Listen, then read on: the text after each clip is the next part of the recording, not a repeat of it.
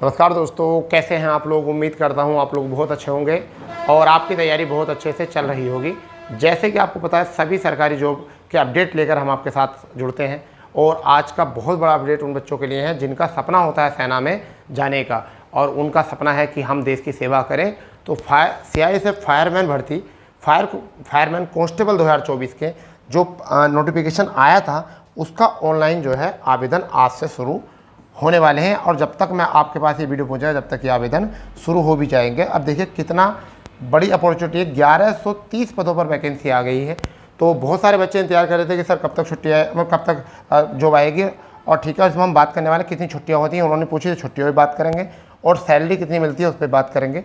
आयु क्या रहेगी, क्वालिफिकेशन क्या है, सभी बातों पर जो है एक एक करके बात करेंगे ऑफिशियल वेबसाइट ऑफिशियल नोटिफिकेशन के साथ। ठीक है भाई, तो चैनल पर जुड़े रहेंगे और जो चैनल पर नए हैं वो चैनल को कर देंगे सब्सक्राइब, वीडियो को लाइक कर देंगे।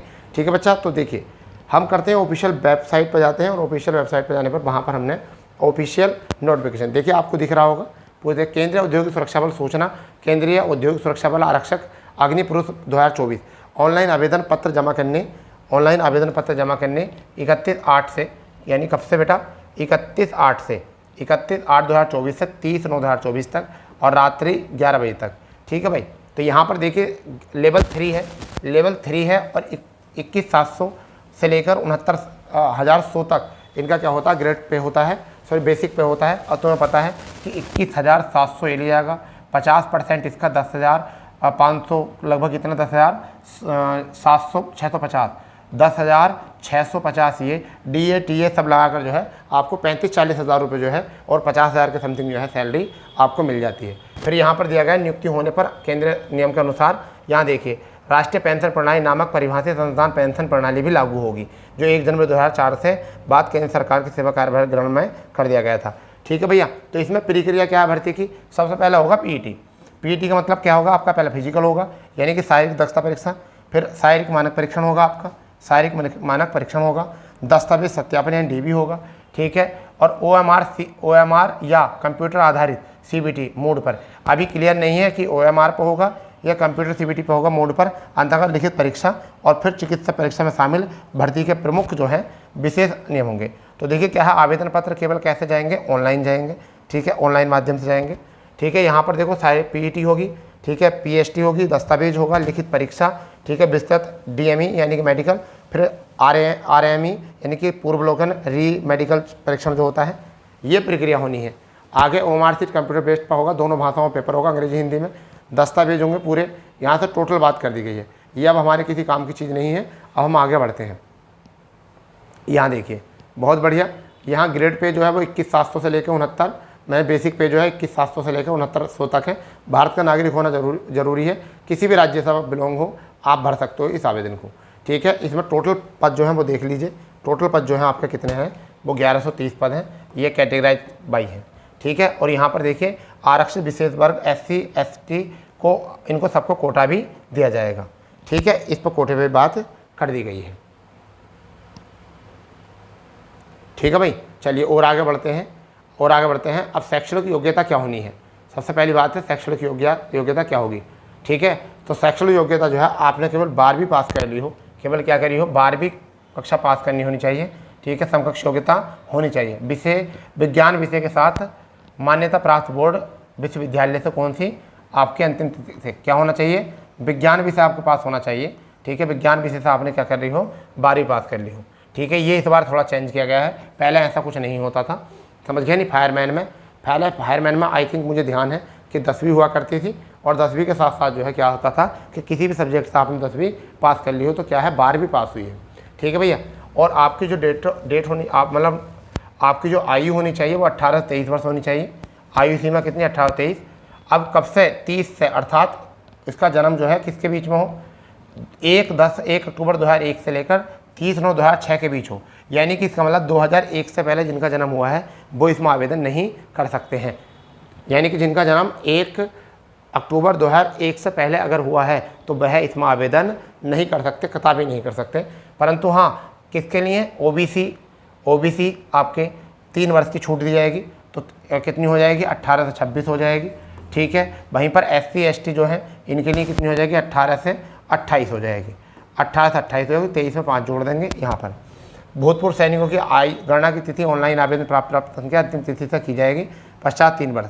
ठीक है, वहाँ पर अगर बात करें दंगे वालों के लिए आरक्षित और EWS वालों को 5 वर्ष की छूट दी जाएगी, जो कि इसमें 1984 के दंगे, गुजरात 2002 सांप्रदायिक दंगों में मारे गए मृतकों के बच्चे व आश्रित हैं। ठीक है, 8 वर्ष और 10 वर्ष इस तरीके से इनको छूट दी जाएगी। ठीक है भाई, चलिए आगे बात करते हैं कि इसमें जो आपका यहाँ से तो कोई चीज़ ऐसी है नहीं ठीक ठाक।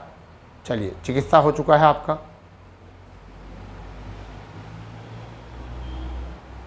आवेदन शुल्क आपका कितना जाना है ये हो चुका है। ठीक है भैया,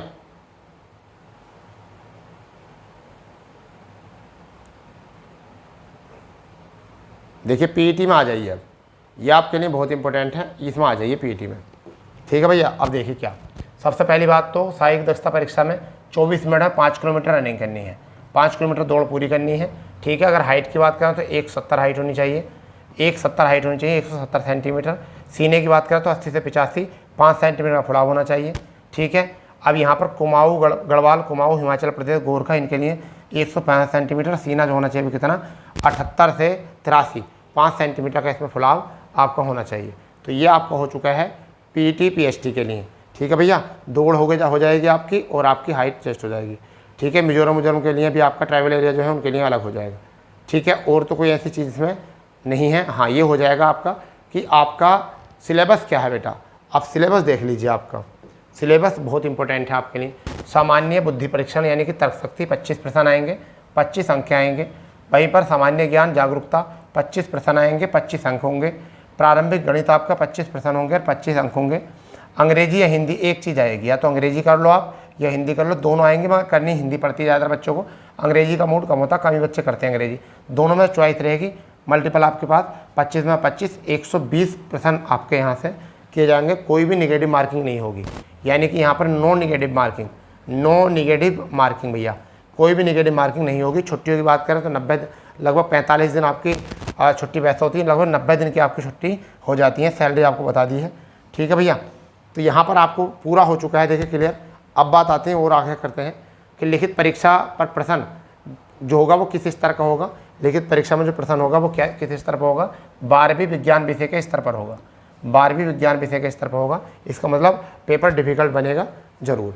ठीक है, आपको ये भी बात याद रखनी है। ठीक है भैया, चलिए, और ऐसा तो कुछ ऐसा है नहीं।